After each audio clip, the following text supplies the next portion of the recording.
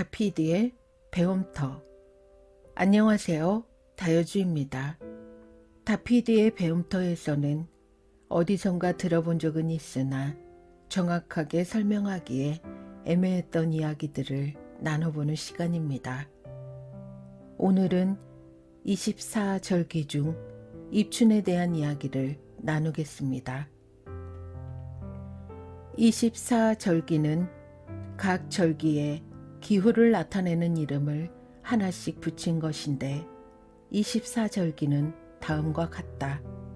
봄은 입춘, 우수, 경칩, 춘분, 청명, 고구이고 여름은 입하, 소만, 망종, 하지, 소서, 대서이다.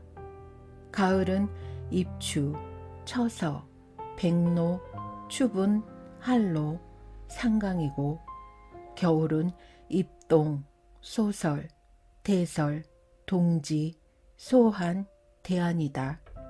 사계절은 입춘, 입하, 입추, 입동의 사절기로 시작된다. 그중 입추는 24절기의 시작이고 봄이 옴을 알리는 절기이다. 음력으로는 1월, 양력으로는 2월 4일경이며 음력으로는 섣달에 들기도 하며 정월과 섣달에 거듭 들기도 한다. 이러한 경우 재봉춘이라고 한다. 정월은 새해의 첫 번째 드는 달이고 입춘은 대체로 정월의 첫 번째로 드는 절기이다. 또한 입춘은 새해를 상징하는 절기로서 이날 여러 형태의 민속적인 행사가 행해지는데 그중 하나가 입춘첩을 써서 붙이는 일이다. 이것을 춘축이나 입춘축이라고도 하며 입춘날, 입춘시에 입춘축을 붙이면 굿 한번 하는 것보다 낫다라고 생각했다. 전라북도에서는 입춘축 붙이면 봉사들이 독경하는 것보다 낫다라고 하여 입춘에는 꼭 하는 세시 풍속 중 한 가지였다고 한다.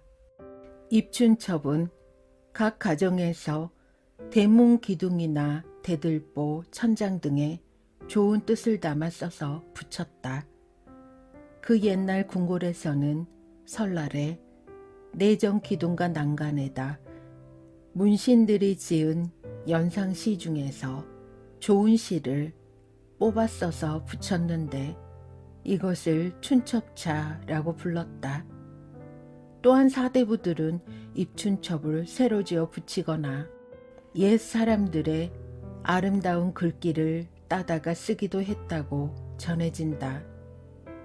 입춘날의 아침에 사람들은 대문이나 기둥에 입춘대길, 건양, 다경 등의 입춘첩을 붙였는데 입춘대길은 입춘을 맞아 큰 복이 있을 것이다 라는 뜻을 담았고 건양, 다경은 양의 기운이 일어나서 경사스러운 일이 많을 것이다 라는 뜻을 담았다.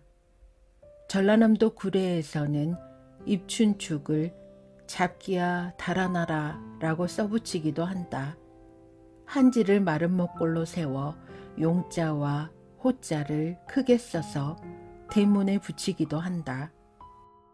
입춘날에는 아홉찰이라는 풍속도 있었는데 자신이 맡은 일을 9번씩 해야 한다는 뜻이 담겨져 있어서 아녀자들은 빨래를 9번씩 했고 학생들은 글을 9번 읽었으며 매를 맞을 일이 있으면 9대를 맞았다고 한다.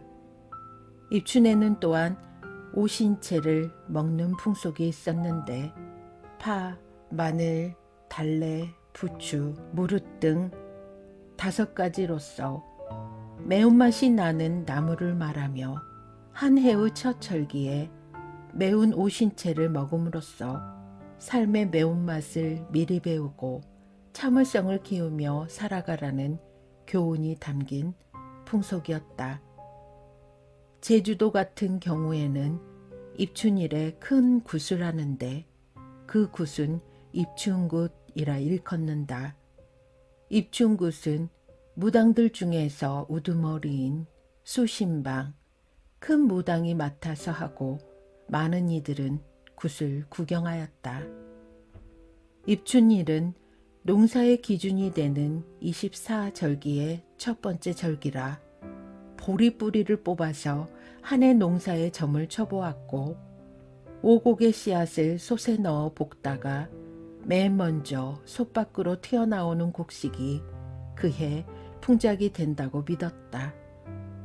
또한 입시 세시 풍속 가운데 적성 공덕행이 있는데 적성 공덕행이란 많은 사람에게 도움이 되는 좋은 일을 꼭 해야 한 해 동안 액을 면한다고 믿는 것이다.